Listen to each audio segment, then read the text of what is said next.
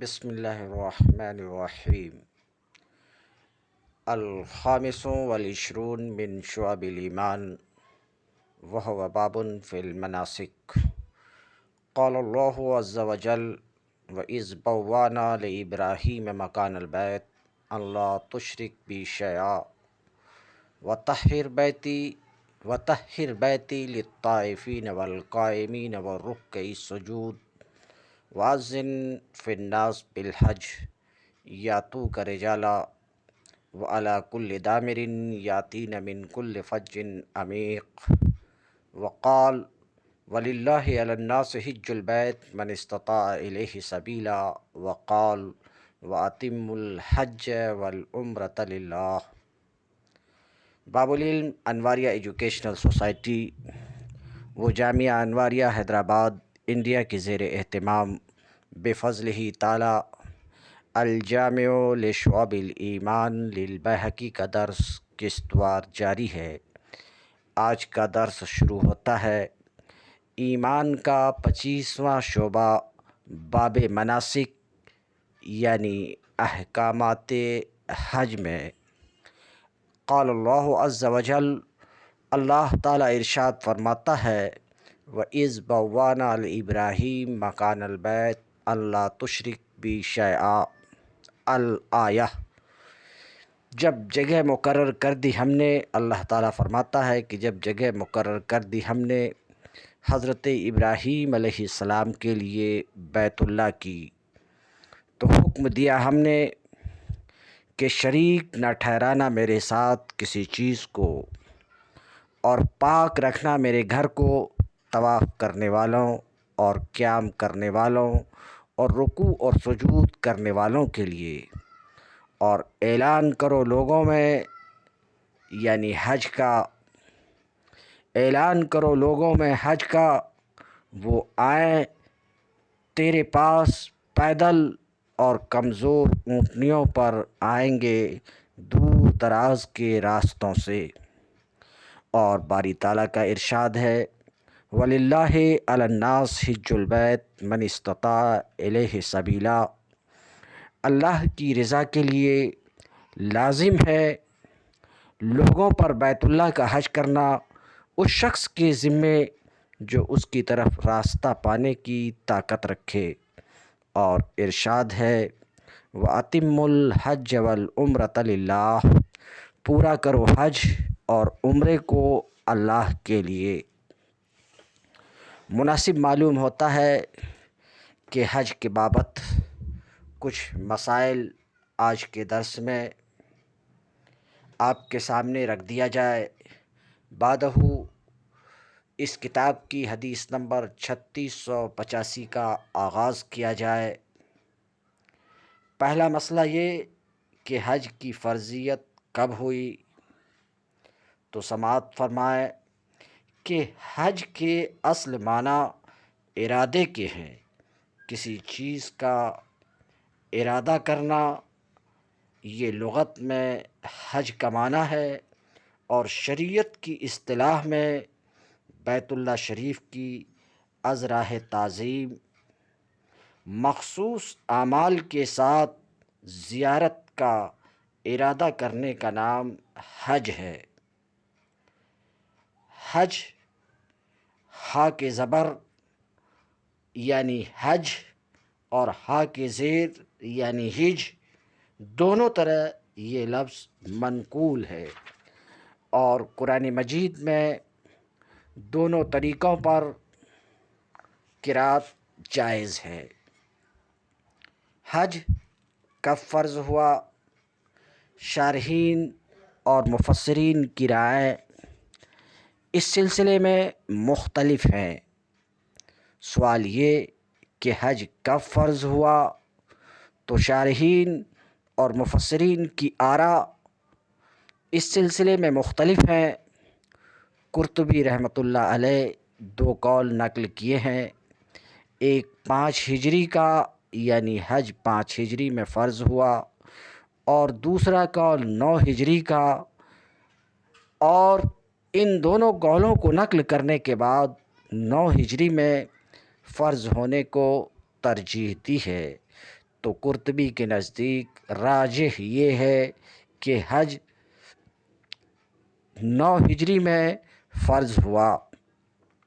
حضرت امام بیہقی نے سن 6 ہجری میں اور ماوردی نے سن 8 ہجری میں اور بعض لوگوں نے سن 7 ہجری، امام الحرمین نے 9 ہجری میں فرضیت حج کا ذکر کیا ہے۔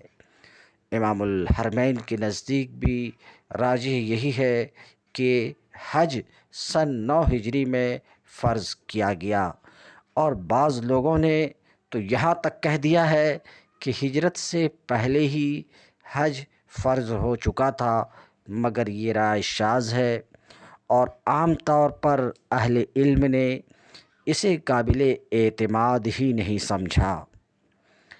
عینی اور ابن قیم رحمہم اللہ نے اس بات کو ترجیح دی ہے کہ حج کی فرضیت سن 9 ہجری میں ہوئی ہے، لیکن اکثر اہل علم کے نزدیک سن 6 ہجری میں حج فرض ہوا ہے، اس لیے کہ یہ آیت وَأَتِمُّ الْحَجَّ وَالْعُمْرَةَ لِلَّهِ سن 9 ہجری میں نازل ہوئی، اور اسی آیت کے ذریعے حج کی فرضیت عمل میں آئی ہے۔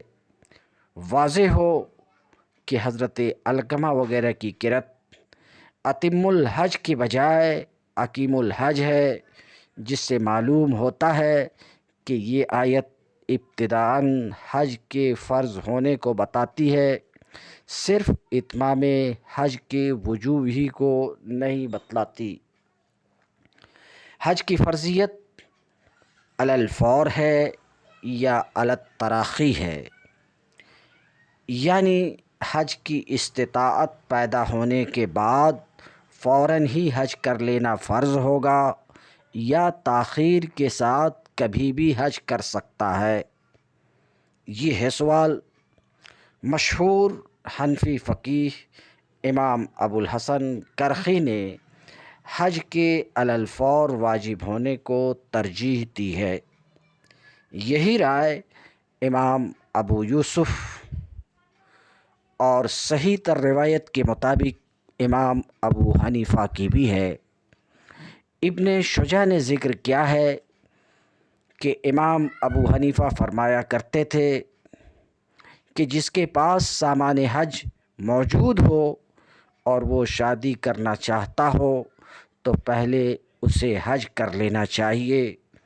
چنانچہ فتاویٰ قاضی خان میں ہے کہ اگر استطاعت کے باوجود حج میں تاخیر کی تو گنہگار ہوگا۔ یہی رائے امام مالک، امام احمد اور شوافی میں مزنی کی ہے۔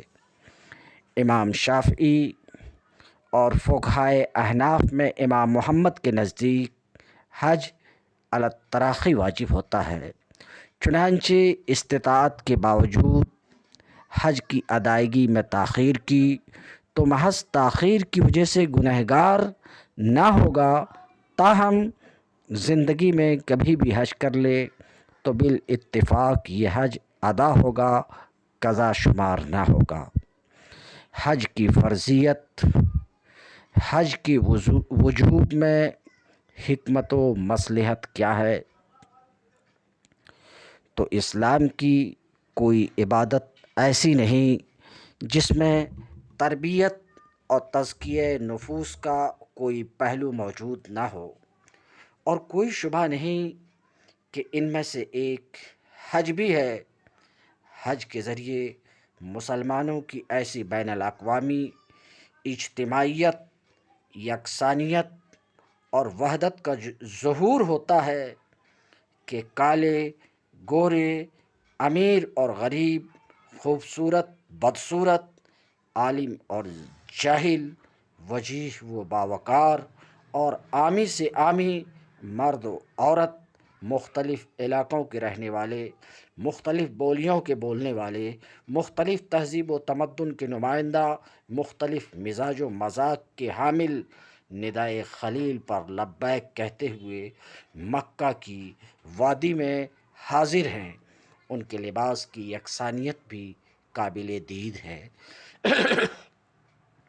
مقام عبادت بھی ایک ہے، ایک ہی طرح کا عمل ہر ایک کو کرنا ہے، اور ہر زبان ایک ہی کلمہ تلبیہ سے آراستہ پیراستہ ہے۔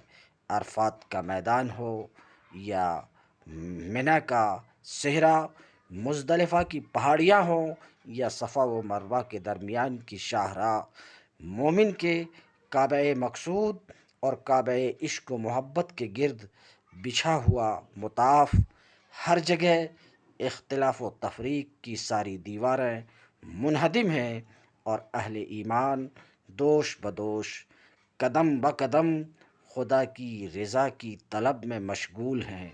کوئی بتائے کہ اس سے بڑھ کر مساوات، برابری اور اخوت و برادری کا بین الاقوامی اظہار اور کیا ہوگا؟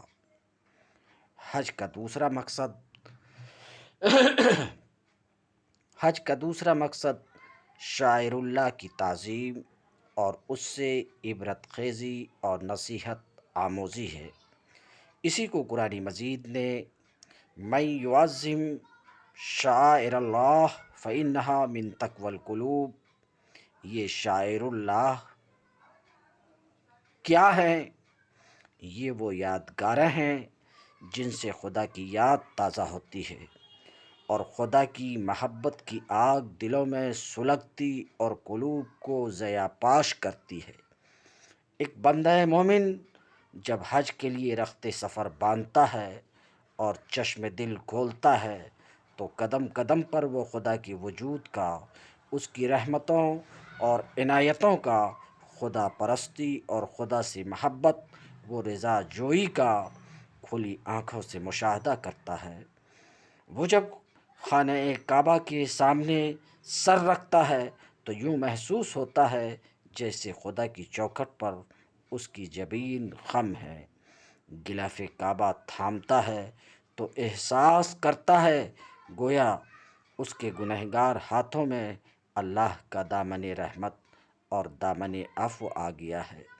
وہ صفا اور مروہ کے درمیان دوڑتے ہوئے حضرت ہاجرہ کی بے قراری اور انابت اللہ کو گویا چشم سر سے دیکھتا ہے، اور زمزم کے ابلتے ہوئے چشمے میں خدا کی اس بے پناہ رحمت اور اپنے دوستوں کے ساتھ عنایات کا مشاہدہ کرتا ہے جو حضرت ابراہیم علیہ السلام کی قربانی کی ابدی یادگار ہے۔ وہ عرفات اور مزدلفہ کے میدانوں میں اس طرح کفن پوش اور وارفتگی کی کیفیت میں سرمست اور سرشار رہتا ہے کہ گویا خدا کے عشق اور اس کی طلب نے اس کو ہر طرح کی راحت اور سامان و سکون سے بے نیاز اور اس کے دل کو بے سکون کر دیا ہے۔ اور جمرات پر کنکری پھینکتے ہوئے حضرت ابراہیم علیہ السلام کی استقامت اور ثبات قدمی کو اپنی نگاہوں کے سامنے دیکھتا ہے، اور منی کی قربان گاہ میں بارگاہ خداوندی میں اپنی نیاز پیش کرتے ہوئے حضرت اسماعیل علیہ السلام کی بے مثال فداکاری اور حضرت ابراہیم علیہ السلام کی حب الہی اور معرفت ربانی کو گویا اپنے سامنے پاتا ہے۔ خدا کے راستے میں اطاعت و فرمانبرداری اور قربانی و فداکاری کہ ان حرارت انگیز اور قلب صادق کے لیے نشاخیز تاریخی یادگاروں سے بڑھ کر جن کی تعمیر انسانی جذبات، رضا و وفا اور جس کی بنیاد عشق و محبت اور قلب صادق پر ہے، کون سی یادگار ہوگی؟ یہی شاعر اللہ اور آیات اللہ ہیں۔ حج کے اوقات اور مہینے کیا ہیں؟ تو احناف کے یہاں شوال اور ذی القعدہ اور ذی الحجہ کا پہلا عشرہ بشمول 10ویں ذی الحجہ، یوم النحر، اشہر حج ہیں۔ حج کے اوقات ہیں۔ حضرت امام ابو یوسف رحمۃ اللہ علیہ سے مروی ہے کہ 10 ذی الحجہ اس میں شامل نہیں ہیں۔ امام ابو حنیفہ اور قاضی ابو یوسف کے درمیان اس اختلاف رائے کا احکام پر کیا اثر پڑے گا؟ فتاوی تاتار خانیہ میں اس پر روشنی ڈالی گئی ہے۔ ایک شخص عین 10 ذی الحجہ کو ہی وارد مکہ ہوتا ہے، طواف قدوم کرتا ہے، صفا اور مروہ کے درمیان صحیح کرتا ہے اور احرام کھولنے کے بجائے اس کو آئندہ سال تک باقی رکھتا ہے، پھر اسی احرام سے سال آئندہ حج کرتا ہے اور 10 ذی الحجہ کو طواف زیارت کرتا ہے، تو امام ابو حنیفہ کے نزدیک صحیح کی ضرورت نہیں ہے، طواف قدوم والی صحیح کافی ہو جائے گی۔ اگر طواف قدوم ایام حج کے ختم ہونے کے بعد کیا جاتا تو اس کی صحیح کافی نہ ہوتی۔ اشہر حج سے پہلے ایسے وقت میں احرام باندھنا کہ وہ حج کا وقت نہ ہو مکروہ ہے۔ اب ایک شخص 10 ذی الحجہ کو حج کا احرام باندھتا ہے اور اسی احرام سے آئندہ سال حج کرتا ہے، تو امام ابو حنیفہ کی رائے پر اس کا یہ عمل مکروہ نہ ہوگا۔ 10 ذی الحجہ کو عمرہ کیا، عمرہ کے بعد بھی احرام باقی رکھا اور اسی دن حج کی نیت کر لی، پھر اسی احرام میں پورا سال مکمل کیا اور آئندہ سال حج کیا، تو اس کا یہ حج امام ابو حنیفہ کے نزدیک تمتع ہوگا۔ تمتع کا بیان ابھی آگے آ رہا ہے۔ تمتع ہوگا کہ ایام حج میں عمرہ کے بعد پھر ایام حج ہی میں اس نے عمرہ کا احرام بھی باندھا ہے۔ اگر 9 ذی الحجہ یعنی یوم عرفہ کی تاریخ مشتبہ ہو گئی اور جس دن کو یوم عرفہ سمجھ کر وقوف عرفہ کیا، اتفاق سے وہ دن یوم نحر قرار پایا، تو امام ابو حنیفہ کے نزدیک وقوف جائز ہو جائے گا۔ اس کے برخلاف اگر وہ 11 تاریخ ثابت ہوئی تو کافی نہ ہوگا۔ میقات حج: مختلف علاقوں سے حرم شریف آنے والوں کے لیے ایک حد مقرر ہے کہ جب وہاں سے گزریں تو احرام باندھ کر حرم کی طرف آئیں۔ یہ میقات کیا ہے؟ آفاقی کے لیے یہ میقات کیا ہے؟ تو یہ کہ ہر وارد حرم کے لیے میقات سے احرام باندھنے کا حکم ہے، یا حج و عمرہ کرنے والوں کے لیے؟ اس پر خود لفظ میقات کے اندر گفتگو ہوگی۔ اقسام حج: احکام کے اعتبار سے حج کی 3 قسمیں ہیں: افراد، تمتع اور قران۔ احکام کے اعتبار سے حج کی 3 قسمیں ہیں: افراد، تمتع اور قران۔ افراد سے مراد تنہا حج کا احرام باندھنا، صرف حج کا احرام باندھنا۔ قران یہ ہے کہ حج و عمرہ کو ایک احرام میں جمع کر دیا جائے، چاہے احرام باندھتے وقت ایک ساتھ دونوں کا احرام باندھا جائے یا پہلے حج کا احرام باندھا جائے پھر عمرہ کی نیت بھی کر لے، یا ابتداً عمرہ کی نیت سے احرام باندھے پھر حج کی نیت بھی کر لے۔ البتہ یہ تیسری صورت مکروہ ہے۔ تمتع حج کی ایک قسم ہے۔ تمتع یہ ہے کہ حج کے مہینوں میں عمرہ کا احرام باندھا گیا اور گھر لوٹے بغیر یعنی احرام صحیح کے بغیر اس سفر میں پھر حج بھی کر لیا گیا۔ حج کے جو احکام آگے آ رہے ہیں وہ حج افراد ہی کے ہیں، قران و تمتع کے بھی بہت سے احکام یہی ہیں، اکثر احکام یہی ہیں، البتہ بعض خصوصی احکام قران اور تمتع کے ہیں جو ابھی ذکر کیے جائیں گے انشاءاللہ۔ قران کرنے والے حاجی کے چند اہم خصوصی اعمال یہ ہیں۔ بہتر ہے کہ جب احرام باندھے اور 2 رکعت نماز کے بعد تلبیہ کہے تو یوں کہے لبیک بعمرۃ و حجۃ۔ اگر حج کا ذکر پہلے کر دے اور عمرہ کا بعد میں تو اس میں بھی کوئی مضائقہ نہیں ہے۔ مکہ معظمہ آنے کے بعد پہلے عمرہ کا طواف اور سعی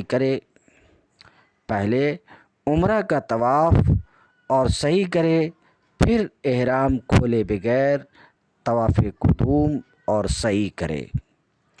طواف قدوم اور عمرہ کے بعد بھی احرام نہ کھولے بلکہ 10 ذی الحجہ کو قربانی کے بعد ہی احرام کھولے۔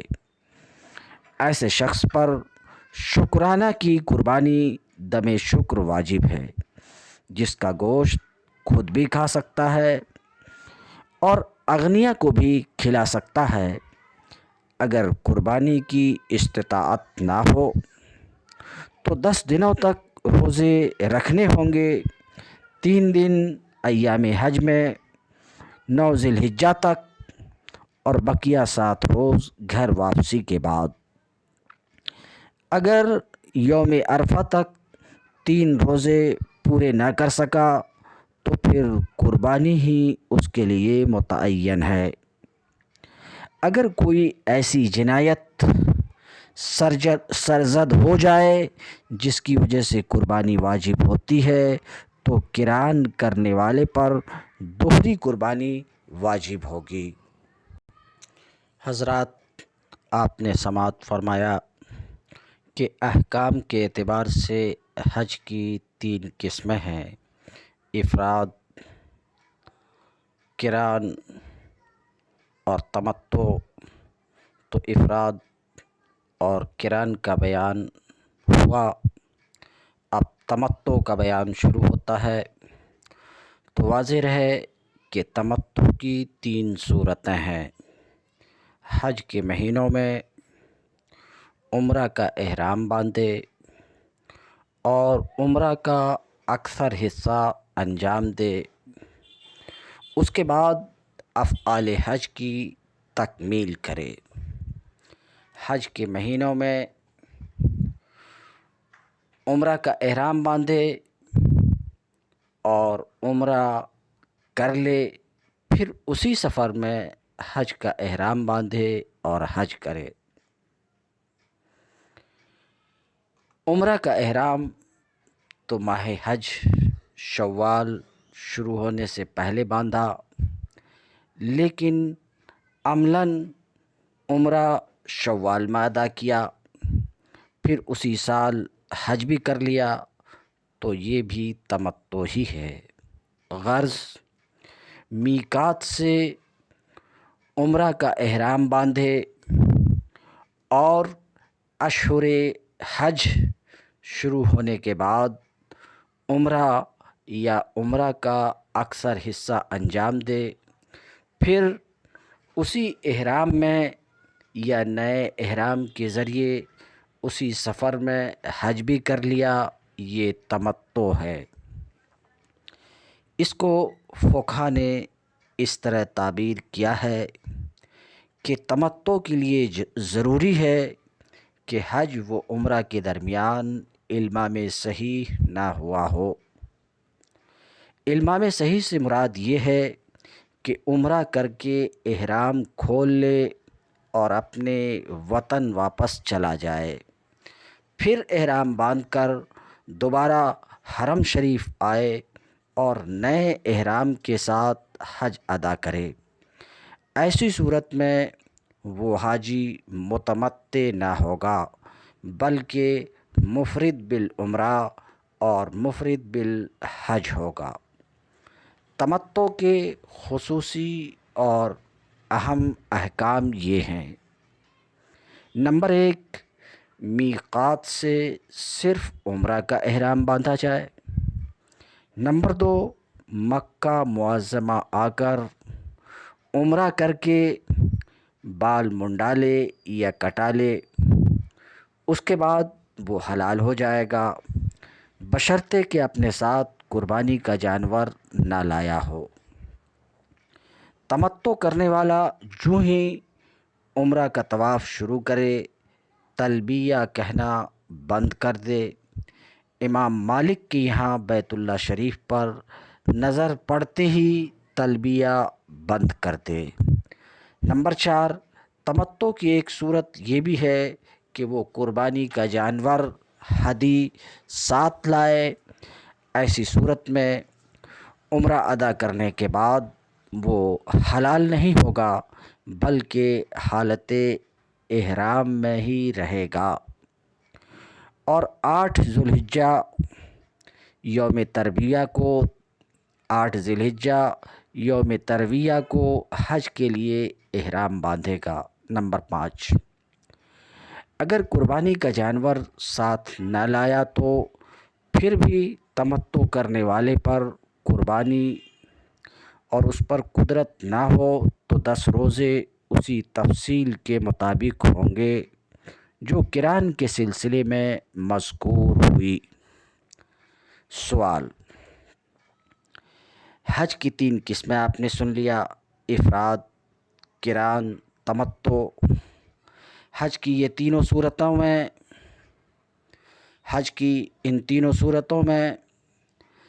تینوں قسموں میں کون سا حج افضل ہے؟ تو حج کی یہ تینوں صورتیں افراد، قران اور تمتع بلا کراہت درست ہیں۔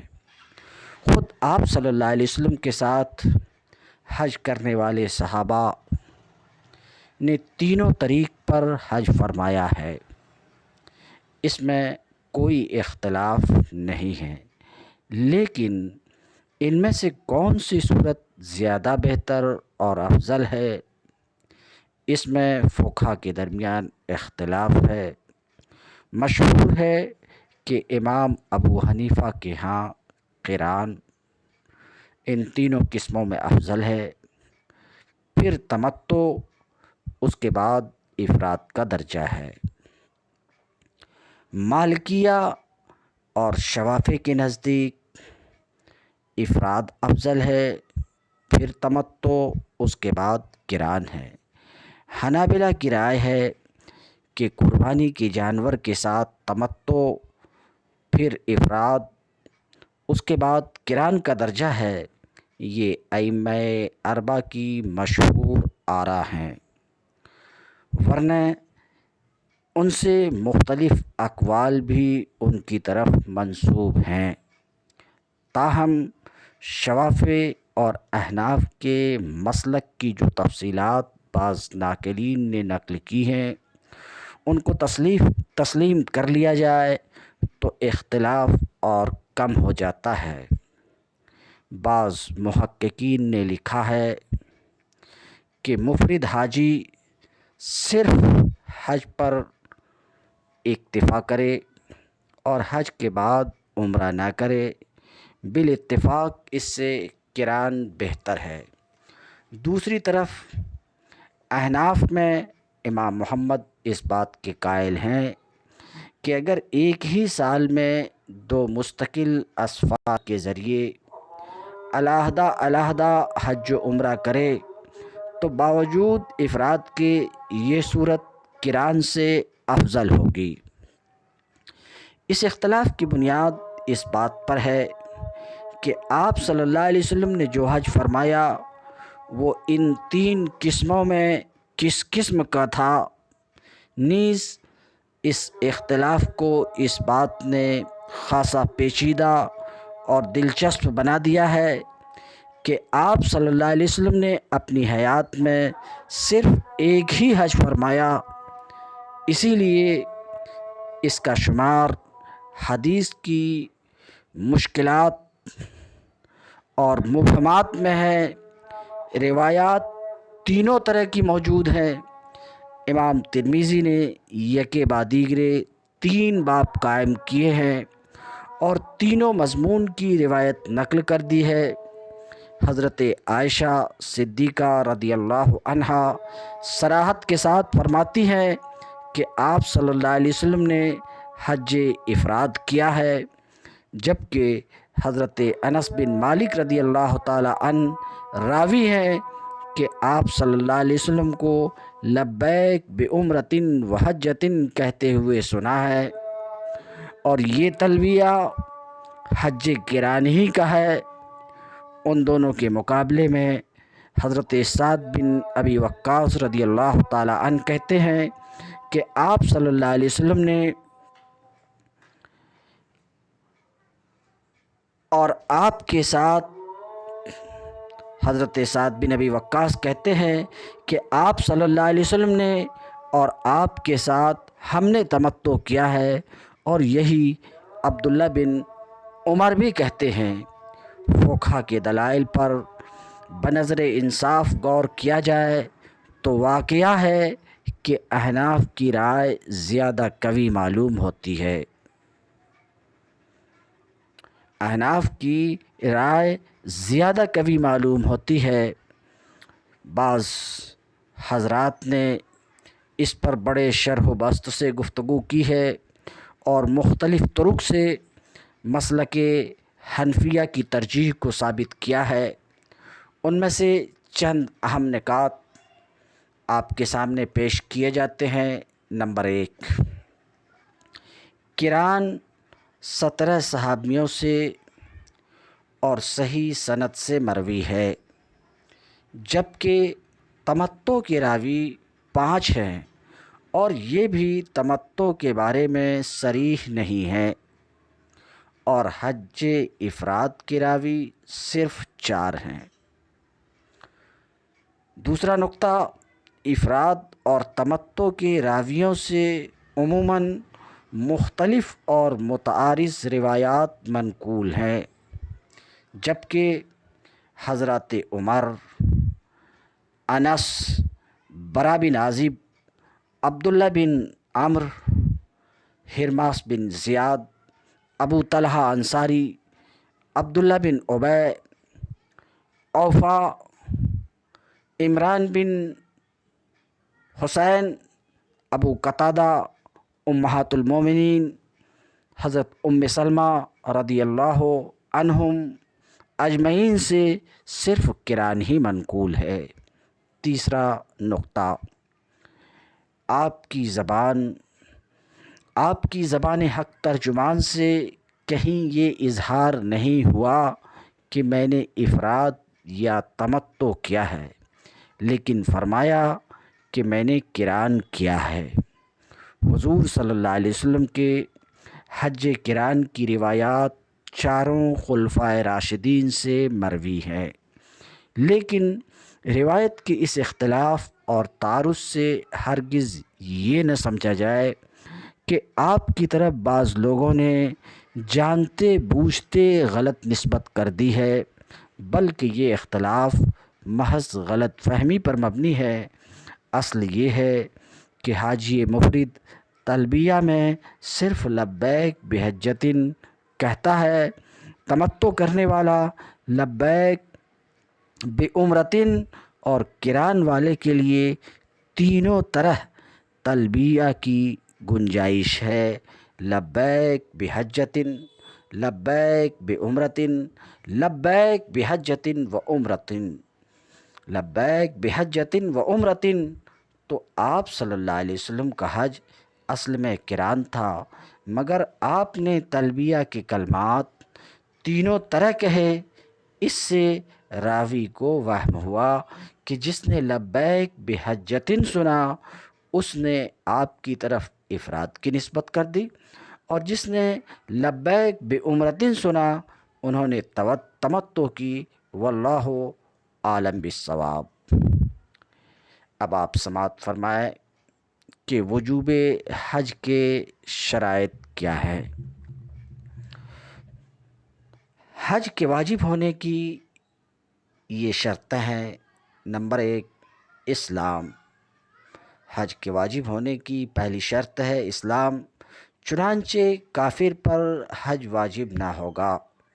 مثلا کفر کی حالت میں اتنا مالدار تھا کہ حج کر سکے، پھر اسلام قبول کر لیا اور حج کی استطاعت باقی نہ رہی، تو حج اس کے ذمہ نہ ہوگا جب تک کہ مسلمان ہونے کے بعد حج پر قادر نہ ہو جائے۔ حج کی شرائط میں سے دوسری شرط عقل ہے، چنانچہ پاگل پر حج نہیں ہے۔ حج کے شرائط میں سے ایک شرط بلوغ ہے، نابالغوں پر حج واجب نہیں، اور اگر حج کر لے تو نفل ہوگا، فریضہ حج کی ادائیگی کے لیے کافی نہ ہوگا۔ بالغ ہونے کے بعد پھر حج کرنا ہوگا۔ حج کی شرائط میں سے ایک شرط استطاعت ہے۔ استطاعت سے مراد مالی اعتبار سے حج ادا کرنے پر قدرت ہے۔ اس میں 3 چیزیں داخل ہیں۔ اول، سواری مہیا ہو، چاہے خود سواری کا مالک ہو یا کرائے پر حاصل کرے۔ دوم، توشہ سفر مہیا ہو۔ تیسرے، حج کے دوران ان لوگوں کے اخراجات ادا کر سکتا ہو جن کے حقوق اس کے ذمے ہیں۔ رہائشی مکان کے علاوہ دوسرے ملبوسات بھی ہوں تو ان مکانات و ملبوسات کو فروخت کر کے سفر حج واجب ہوگا۔ اگر ایک ہی رہائشی مکان ملکیت میں ہے، اسے فروخت کر کے حج ادا کر سکتا ہے، اور کرائے کے مکان میں رہ سکتا ہے تو حج کے لیے یہ مکان فروخت کرنا ضروری نہیں ہے۔ 5ویں شرط، حج کی فرضیت کا علم۔ کوئی مسلمان ایسے علاقے میں رہتا ہے جہاں اسلام کی تعلیمات بہت کم پہنچی ہے، لوگ فرائض و واجبات تک سے واقف نہیں ہیں، وہاں حج فرض ہونے کے لیے یہ بات بھی ضروری ہوگی کہ حج کی فرضیت کا علم ہو۔ حج کی شرائط میں سے وجوب حج کے شرائط میں سے ایک شرط سلامتی صحت بھی ہے، چنانچہ مفلوج، معذور، اپاہج اور ہاتھ پاؤں کٹے شخص پر امام ابو حنیفہ کے یہاں حج واجب نہیں۔ اگر اس کے اندر مالی استطاعت پیدا ہو جائے تب بھی حج بدل کرانا واجب نہیں، لیکن امام ابو یوسف اور امام محمد کے نزدیک ایسے شخص پر واجب ہے کہ حج بدل کرائے۔ یہ حج اس کی بیماری تک کافی ہو جائے گا۔ اگر پھر صحت مند ہو گیا اور سفر کی استطاعت ہے تو دوبارہ خود حج کرنا ضروری ہوگا۔ اکثر مشائخ احناف کی یہی رائے ہے اور اسی پر فتویٰ ہے۔ 7ویں شرط، حج کے وجوب کی 7ویں شرط ہے راستہ کا مامون ہونا، محفوظ ہونا۔ راستہ مامون ہو یعنی حج کا راستہ مامون ہو اور عام طور پر لوگ صحیح سالم منزل کو پہنچ جاتے ہوں۔ موجودہ زمانے میں بحری اور فضائی سفر مامون راستہ ہی کے حکم میں ہے۔ ہاں، اگر درمیان میں جنگ جاری ہو، اس کی زد میں آنے کا خطرہ ہو تو یہ راستہ غیر مامون شمار ہوگا، اور جب تک راستہ مامون نہ ہو جائے حج واجب نہ ہوگا۔ وجوب حج کے لیے ایک شرط یہ بھی ہے کہ محرم رشتہ دار، چنانچہ خواتین کے لیے یہ بھی ضروری ہے کہ شوہر یا محرم رشتہ دار بھی ساتھ نہ ہو، بشرطے کہ مکہ 3 دنوں کی مسافت، یعنی 3 دنوں کی مسافت پر ہو۔ اس سے کم مسافت ہو تو محرم کے بغیر بھی سفر کر سکتی ہے۔ تاہم زیادہ صحیح یہ ہے کہ حج کی ادائیگی کے لیے محرم کا ہونا شرط ہے۔ اگر حج نہ کر سکی اور موت آ گئی تو واجب ہوگا کہ کسی اور کو اس کی طرف سے حج کی نیابت کے لیے وصیت کر جائے۔ 9ویں شرط وجوب حج کے لیے یہ ہے کہ عدت کی حالت میں نہ ہو۔ عورت طلاق یا وفات کی عدت میں ہو تو سفر حج نہ کرے۔ یہ تو وجوب حج واجب ہونے کے کیا کیا شرائط ہیں اس میں گفتگو تھی۔ اب ہم دیکھتے ہیں کہ حج کے ارکان کیا ہیں۔ تو احناف کے نزدیک حج کے ارکان 2 ہیں: وقوف عرفہ اور طواف زیارت۔ وقوف عرفہ کے لیے 2 شرطیں ہیں۔ اول یہ کہ وقوف میدان عرفات میں ہو، چاہے جہاں کہیں ٹھہرے، صرف بطن ارنا کا علاقہ مستثنیٰ ہے، وہاں وقوف کرنا کافی نہ ہوگا۔ دوسرے، 9 ذی الحجہ کی صبح سے پہلے تک وقوف کرے۔ ایک لمحہ کا توقف بھی وقوف عرفہ کا فریضہ ادا کرنے کے لیے کافی ہے۔ البتہ 9ویں ذی الحجہ کو غروب آفتاب تک وقوف واجب ہے۔ اب ہم گفتگو کریں گے وقوف عرفہ کی سنتیں کیا ہیں۔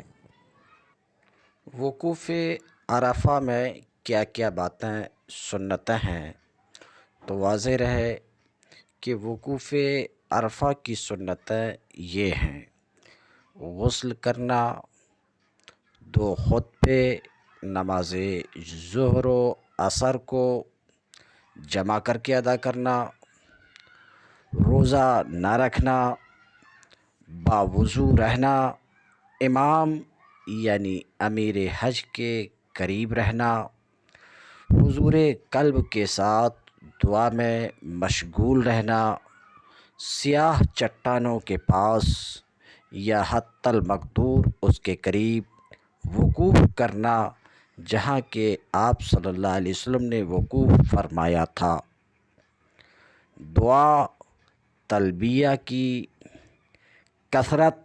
کوئی خاص دعا منقول نہیں ہے، لیکن یہ دعا عام طور پر فقہا نے نقل کی ہے۔ اس وقت ہم وقوف عرفہ کی سنتوں کے بیان میں ہیں، تو یہاں کوئی خاص دعا تو منقول نہیں ہے، لیکن عام طور پر فقہا نے یہ دعا نقل کی ہے: لا الہ الا اللہ وحدہ لا شریک لہ، لہ الملک و لہ الحمد، یحیی و یمیت وہو حی لا یموت، بیدہ الخیر وہو علی کل شیء قدیر، لا نعبد الا ایاہ ولا نعرف ربا سواہ، اللہم اجعل فی قلبی نورا وفی سمعی نورا وفی بصری نورا، اللہم اشرح لی صدری ویسر لی امری، اللہم ھذا مقام المستجیر العائذ من النار بعفوک وادخلنی الجنہ برحمتک یا ارحم الراحمین، اللہم اذ ہدیتنی للاسلام فلا تنزعہ عنی ولا تنزعنی عنہ حتی تقبضنی وانا علیہ۔ ترجمہ: اللہ کے سوا کوئی معبود نہیں، اس کا کوئی شریک نہیں، خدا ہی کے لیے کائنات کی بادشاہت اور تمام ستائش ہے۔ وہی زندگی عطا فرماتا ہے، وہی موت دیتا ہے، وہ زندہ ہے اسے موت نہیں۔ نیکی و بھلائی اس کے ہاتھوں میں ہے، وہ ہر چیز پر قادر ہے۔ ہم صرف اسی خدا کی بندگی کرتے ہیں اور اس کے سوا کسی کو رب نہیں جانتے ہیں۔ بار الہ، میرے دل، میرے کان، میری آنکھ کو سراپا نور بنا۔ اے اللہ، میرے لیے میرا سینہ کھول دے اور میرے لیے میرے معاملات کو آسان فرما دے۔ اے اللہ، یہ اس شخص کا کھڑا ہونا ہے جو تیرے عفو کے سہارے دوزخ سے نجات و پناہ کا خواستگار ہے۔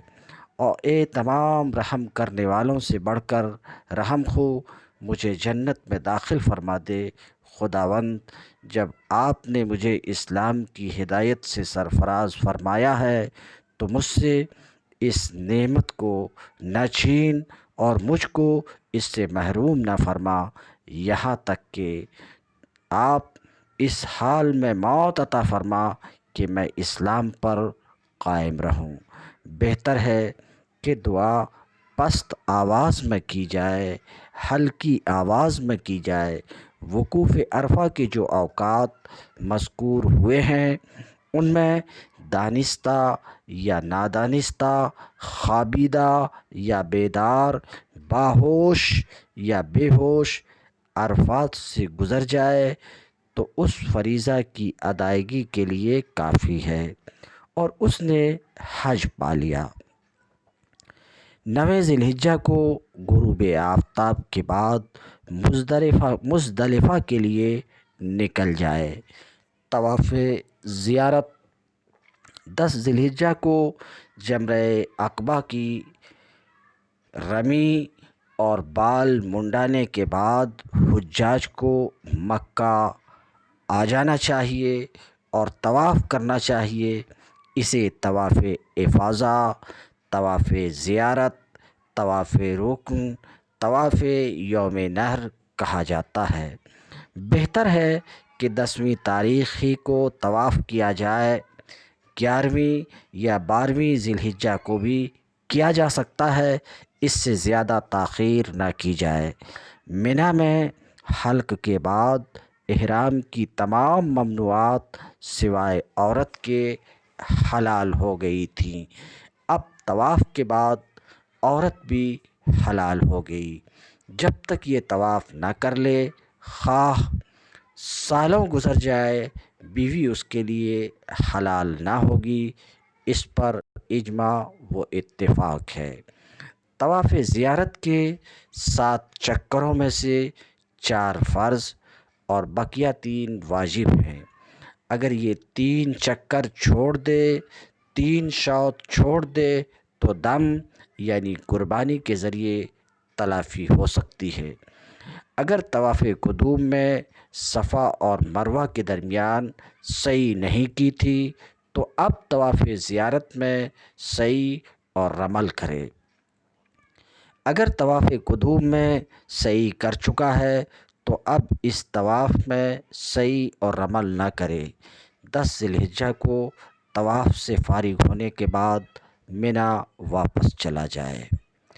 حج میں کیا کیا باتیں واجب ہیں؟ تو واجبات حج 5 ہیں۔ صفا و مروہ کے درمیان سعی، وقوف مزدلفہ، رمی جمار، بال منڈانا یا ترشوانا اور طواف صدر۔ سعی حج کے موقع سے طواف زیارت میں صفا اور مروہ کے درمیان سعی کرنی ہے۔ سعی کا طریقہ یہ ہے کہ طواف سے فارغ ہونے کے بعد حجر اسود کا استلام کرے۔ اگر استلام نہ کر سکے تو صرف استقبال پر اکتفا کرے اور تکبیر و تحلیل کہے، پھر صفا کی طرف پہلے جائے۔ نکلنے میں پہلے بایاں پاؤں بڑھائے، پھر صفا پر چڑھے۔ صفا اور مروہ پر نہ چڑھے تو مکروہ کا مرتکب ہوگا۔ اتنا اوپر چڑھنا کہ بیت اللہ شریف نظر آئے کافی ہے۔ اوپر چڑھ کر بیت اللہ کا استقبال کرے، دونوں ہاتھ اٹھائے، 3 بار کہے تکبیر، تحلیل اور تحمید کرے، رسول اللہ صلی اللہ علیہ وسلم پر درود بھیجے، دعا کرے اور دعا کے وقت آسمان کی طرف ہاتھ اٹھائے، پھر صفا سے اتر کر مروہ کی طرف چڑھے اور وقار کے ساتھ چلے۔ نشیبی حصے میں میلین اخضرین کے درمیان تیز دوڑے، مروہ پر چڑھنے کے بعد بھی بیت اللہ شریف کا استقبال کرے، ہاتھ اٹھائے، 3 بار تکبیر کہے، تحلیل و تحمید اور ثنا، نیز نبی کریم صلی اللہ علیہ وسلم پر صلاۃ و سلام پیش کرے۔ اسی طرح صفا و مروہ کے درمیان اس طرح سعی کرے کہ صفا سے شروع کرے اور مروہ پر ختم کرے۔ کل 7 بار سعی کی جائے گی۔ صفا سے مروہ اور مروہ سے صفا مستقل 2 سعی ہوگی۔ سعی میں ضروری ہے کہ یہ طواف کے بعد ہو۔ مستحب ہے کہ سعی سے فراغت کے بعد مسجد حرام میں جائے اور 2 رکعت نماز ادا کرے۔ طواف اور سعی کے درمیان خرید و فروخت کی گفتگو مکروہ ہے۔ وقوف مزدلفہ، 9 ذی الحجہ کو غروب آفتاب کے بعد عرفات سے مزدلفہ کو روانگی عمل میں آئے گی۔ وقار و اعتدال کے ساتھ ذکر و تحلیل اور تحمید و تلبیہ سے آراستہ و پیراستہ قافلہ مزدلفہ کی طرف رواں رہے گا۔ بہتر ہے کہ غروب آفتاب سے پہلے عرفات سے نہ نکلے اور حدود عرفات سے غروب آفتاب سے قبل نکل گیا تو یہ مکروہ ہے۔ مزدلفہ میں جہاں چاہے وقوف کرے، البتہ بطن محشر میں وقوف کافی نہیں ہے۔ جبل قزح کے نزدیک قیام پذیر ہونا بہتر ہے۔ یہ بھی بہتر ہے کہ بطن محشر سے گزرتے ہوئے سواری کو تیز تیز بڑھایا جائے۔ مزدلفہ آ کر ہی مغرب و عشاء کی نماز، تلاوت، ذکر و دعا اور اللہ کی حضور تضرع و الہا میں گزاری جائے۔ طلوع صبح سے اچھی طرح صبح کھل جانے تک وقوف کرے کہ وقوف مزدلفہ کا اصل وقت یہی ہے۔ آفتاب نکل گیا تو وقوف مزدلفہ کا وقت فوت ہو گیا۔ آفتاب نکلنے سے پہلے مزدلفہ سے نکلے کہ 2 رکعت نماز کی گنجائش رہ گئی ہو۔ اگر طلوع صبح سے قبل مزدلفہ سے نکل گیا تو وقوف مزدلفہ فوت ہو گیا اور اس کی وجہ سے دم واجب ہوگا۔ طلوع صبح اور طلوع آفتاب کے درمیان 1 لمحہ کا توقف بھی کافی ہے، لیکن نماز فجر سے پہلے اور طلوع آفتاب کے بعد مزدلفہ سے نکلنا مکروہ ہے۔ اب آج 10 ذی الحجہ کو یہاں سے منی کو روانہ ہونا ہے۔ رمی جمار، 10 ذی الحجہ کو جمرہ عقبہ اور 11، 12 ذی الحجہ کو تینوں جمرات کی رمی کی جائے گی۔ 13 ذی الحجہ کی شب منی میں گزارے تو 13 کو بھی رمی کرے گا۔ 10 کو طلوع صبح سے زوال تک رمی مسنون اور زوال سے غروب آفتاب تک مباح، اور 11، 12 کو زوال آفتاب سے غروب آفتاب تک مسنون۔ یہی حکم 13 ذی الحجہ کا بھی ہے۔ حلق و قصر، حلق سے مراد بال منڈانا اور قصر سے مراد صرف ترشوانا ہے۔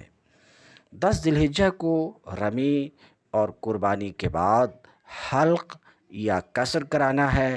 حلق زیادہ بہتر ہے لیکن قصر بھی کافی ہے۔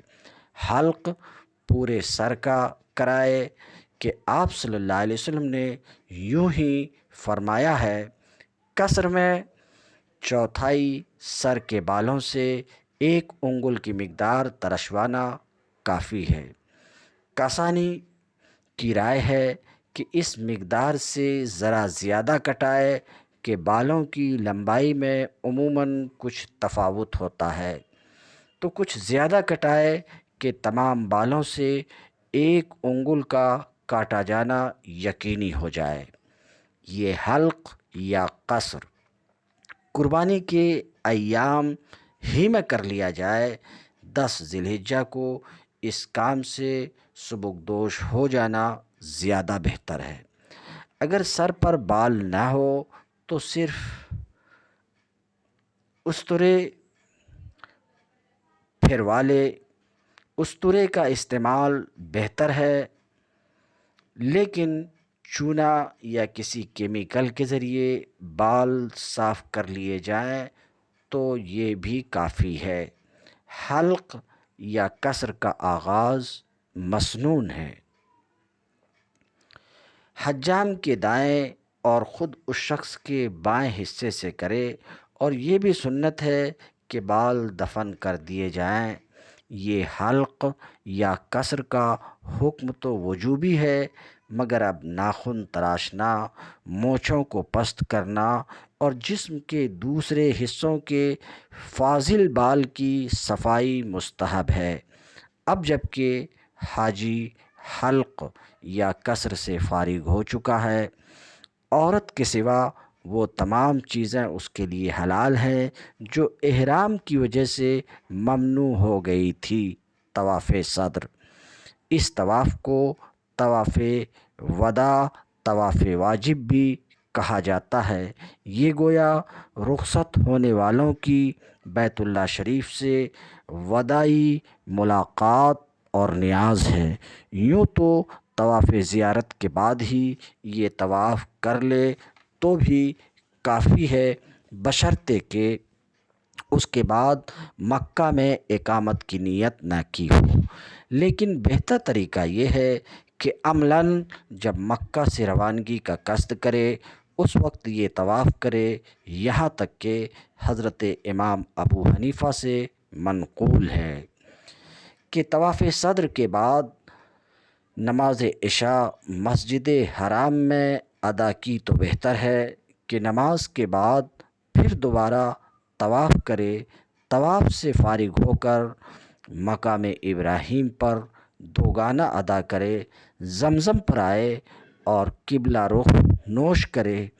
1 سے زیادہ دفعہ پانی سے سر، جسم پر ہاتھ پھیرے، ملتزم کعبہ پر آئے اور چمٹے غلاف کعبہ کو تھامے، اپنے رخسار کو دیوار کعبہ سے لگائے، تکبیر و تحلیل اور حمد و دعا نیز آپ صلی اللہ علیہ وسلم پر درود کا ورد یہاں بھی رکھے، اور حسرت زار پر نم آنکھوں کے ساتھ اس طرح واپس ہو کہ جاتے ہوئے چہرہ اب بھی کعبہ کی طرف ہو۔ ہاں، حیض و نفاس والی عورت مکہ یا میقات اور میقات کی حدود میں رہنے والوں پر یہ طواف نہیں ہے، اور نہ عمرہ کرنے والوں پر۔ حج کی سنتیں حج کی اس طرح ہیں: طواف قدوم یا طواف زیارت میں رمل، سعی میں میلین اخضرین کے درمیان تیز چلنا، ایام نحر 10، 11، 12 ذی الحجہ کو شب منا سے عرفات جانا، اور 10ویں تاریخ کی صبح طلوع آفتاب سے پہلے مزدلفہ سے منا کے لیے نکلنا، مزدلفہ میں شب گزارنا، تینوں جمرات پر بالترتیب دعا کرنا۔ ان میں سے اکثر احکام اوپر ذکر ہو چکے۔ یہاں طواف قدوم اور رمل کے سلسلے میں کچھ وضاحت کی جاتی ہے۔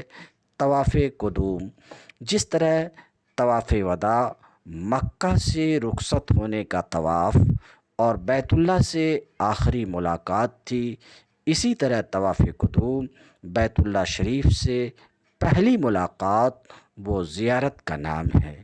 اس کو طواف تحیہ اور طواف لقاء بھی کہا جاتا ہے، اور ٹھیک جس طرح اہل مکہ کے لیے طواف وداع نہیں تھا، طواف قدوم بھی نہیں ہے۔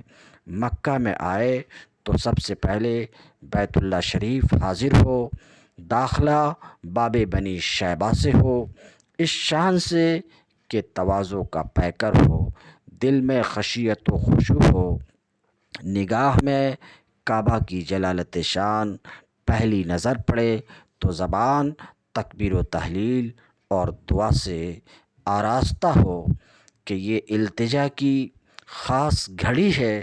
اب طواف کرے، پہلے حجر اسود کے سامنے جائے اور استلام کرے، ازدحام ہو تو ہاتھ سے ہاتھ اٹھائے اور ہتھیلیاں حجر اسود کے رخ رکھنے پر اکتفا کرے، پھر حجر اسود کے دائیں طرف سے جو باب کعبہ سے متصل ہے طواف شروع کرے اور 7 شوط مکمل کرے۔ یہ طواف اس حال میں ہو کہ چادر دائیں کاندھے کے بغل سے نکال کر بائیں کاندھے پر اس طرح ڈالی جائے کہ دایاں مونڈھا کھلا رہ جائے، اور طواف اس طرح کرے کہ ہاتھی میں کعبہ کا حصہ بھی شامل ہو جائے۔ پہلے 3 شوط میں رمل کرے، بقیہ میں معمول کے مطابق چلے، پھر مقام ابراہیم یا کہیں اور دوگانہ نماز ادا کرے۔ بہتر ہے کہ دونوں رکعتوں میں بالترتیب کافرون اور اخلاص کی تلاوت کرے، پھر حسب خواہش و ضرورت دعا کرے، اور صفا و مروہ کے درمیان صحیح سے پہلے زمزم پر جائے اور پانی نوش کرے۔ صفا اور مروہ کے درمیان کی سعی چاہے تو اب کر لے یا ابھی نہ کرے تو طواف زیارت کے بعد کرے۔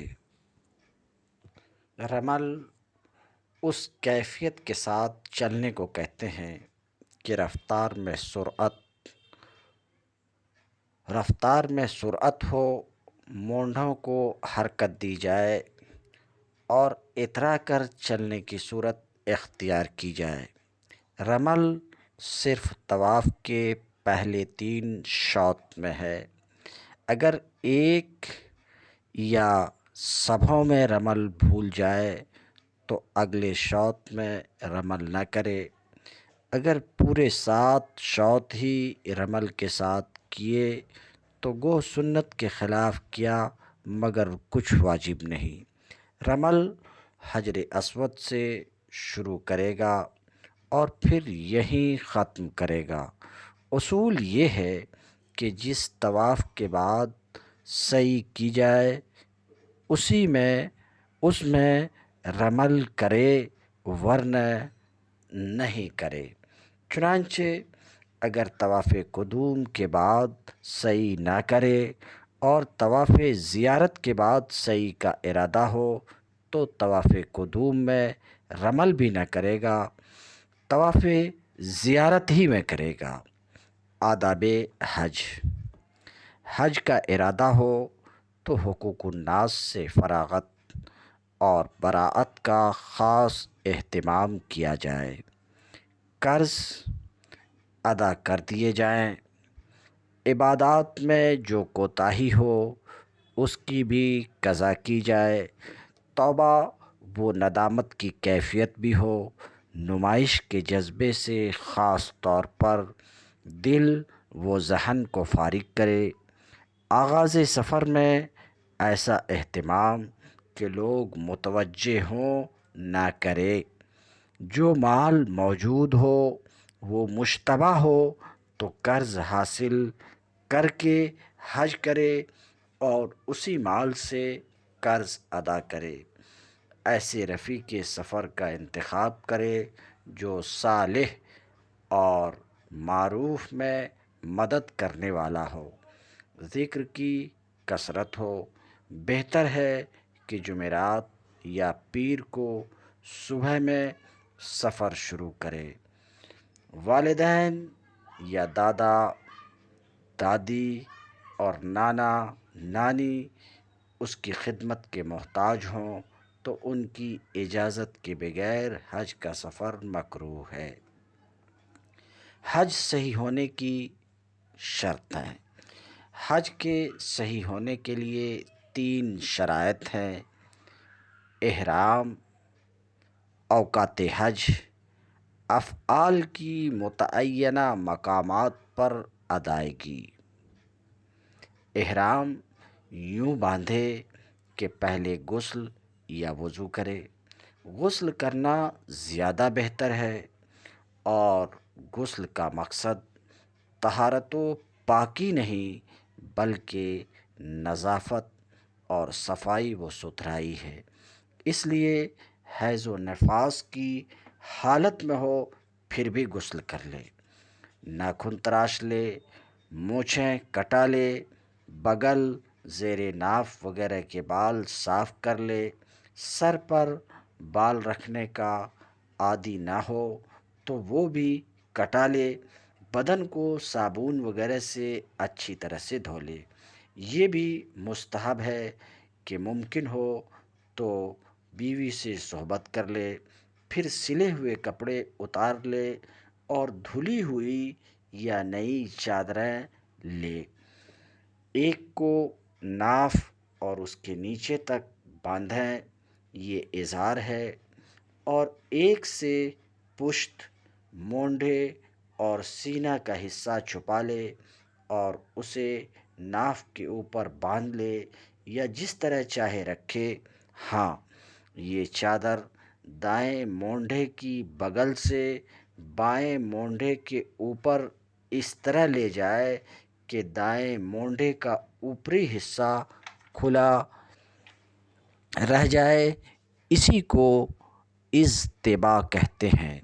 خوشبودار یا بے خوشبو کا تیل بھی لگائے، البتہ کپڑے پر ایسی خوشبو نہ ملی جائے کہ بے عینہ وہ عطر باقی رہ جائے۔ پھر 2 رکعت نماز ادا کرے اور بالترتیب کافرون اور اخلاص کی صورتیں ملائے۔ نماز سے فارغ ہو تو حج میں آسانی کی دعا کرے۔ یہ سب احرام کے آداب و سنن ہیں۔ ہاں، 2 چادروں پر اکتفا کرنا واجب ہے، لیکن رکن صرف ایک ہے اور وہ ہے تلبیہ۔ اب کہ 2 رکعت نماز ادا کر چکا ہے، تلبیہ کہے اور حج کی نیت کر لے۔ یہاں سے حج شروع ہو گیا۔ تلبیہ یا اس کی جگہ کوئی اور ذکر احرام کا رکن اور نیت شرط ہے۔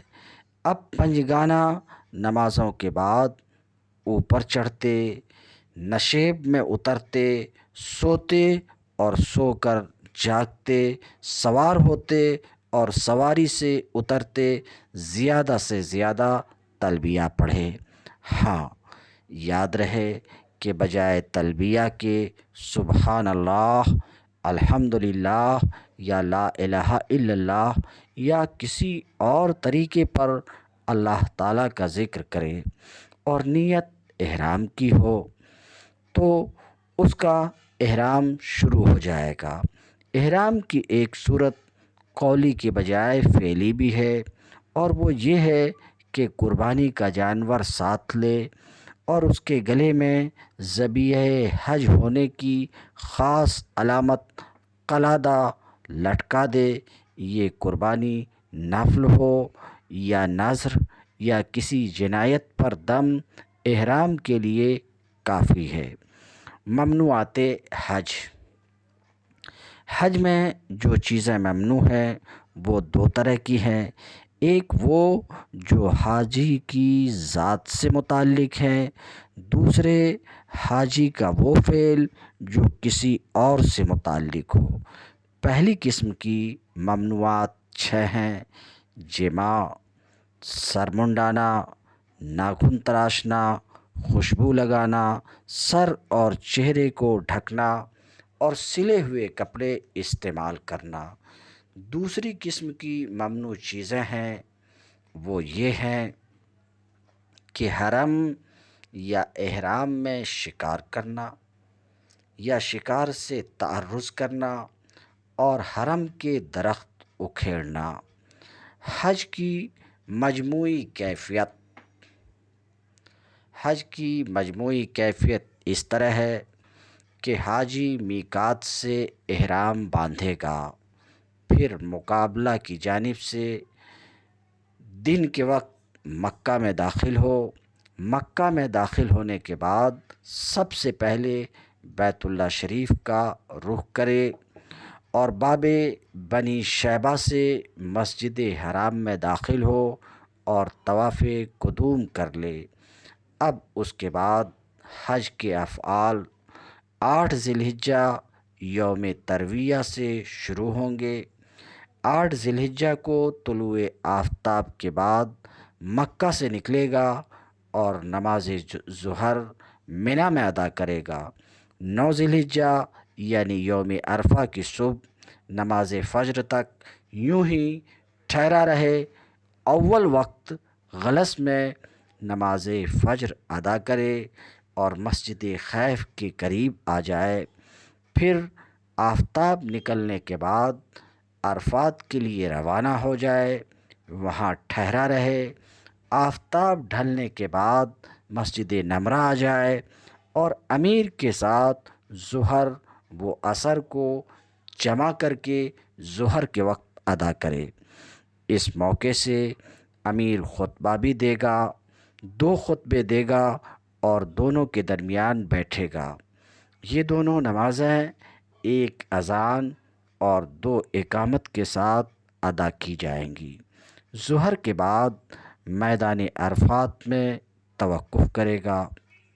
اس وقت غسل کر لینا مستحب ہے اور بہتر ہے کہ جبل رحمت کے قریب وقوف کرے، تکبیر و تحلیل، تلبیہ و دعا میں مصروف ہو، ہاتھ اس طرح ہوں گویا کہ کھانے کا طلبگار ہے، قبلہ رخ، مصروف دعا اور باچشم نم۔ پھر آج ہی آفتاب ڈوبنے کے بعد مزدلفہ کی طرف روانہ ہو۔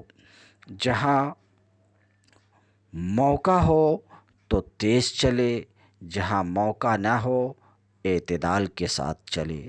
مزدلفہ پہنچ کر ہی مغرب و عشاء کی نمازیں جمع کر کے عشاء کے وقت ادا کرے۔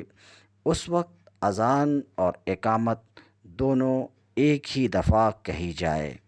جبل قزح کے قریب پڑاؤ ڈالنے کی سعی کرے۔ شب پوری مزدلفہ ہی میں بسر کرنی ہے اور کثرت سے دعا کرنی ہے۔ اب 10 ذی الحجہ یوم نحر کی صبح ہوتی ہے۔ اچھی طرح صبح کھل جائے تو آفتاب نکلنے سے 2 رکعت کے بقدر پہلے منی کی طرف روانہ ہو جائے۔ منی پہنچے اور جمرہ عقبہ پر رمی کرے اور پہلی کنکری کے ساتھ ہی تلبیہ بند کرے۔ اس کے بعد قربانی کرے اور قربانی کے بعد بال منڈائے یا کٹوائے۔ احرام کی ساری ممنوعات اب اس کے لیے سوائے عورت کے حلال ہو جائیں گی۔ قربانی سے فارغ ہونے کے بعد پھر مکہ جانا ہے، یہاں آئے اور طواف زیارت کر لے۔ اس کے بعد عورت کی ممانعت بھی باقی نہ رہی، رات پھر منی واپس آ کر گزارے۔ 11 ذی الحجہ کو زوال کے بعد بالترتیب جمرہ اولیٰ، جمرہ ثانیہ، جمرہ عقبہ پر 7 کنکریاں پھینکنی ہیں۔ رات پھر منی میں بسر کرنی ہے اور 12 ذی الحجہ کو بھی 11 ہی کی طرح تینوں جمرات پر رمی کرنی ہے۔ اس کے بعد مکہ آ جائے، حج مکمل ہو گیا۔ چاہے تو آج بھی رات منی میں گزار سکتا ہے، تاہم 13 ذی الحجہ کی صبح منا میں ہو گئی تو اب 13 کو بھی رمی واجب ہو گئی۔ آج زوال سے پہلے بھی رمی کی جا سکتی ہے، بہتر زوال کے بعد ہے۔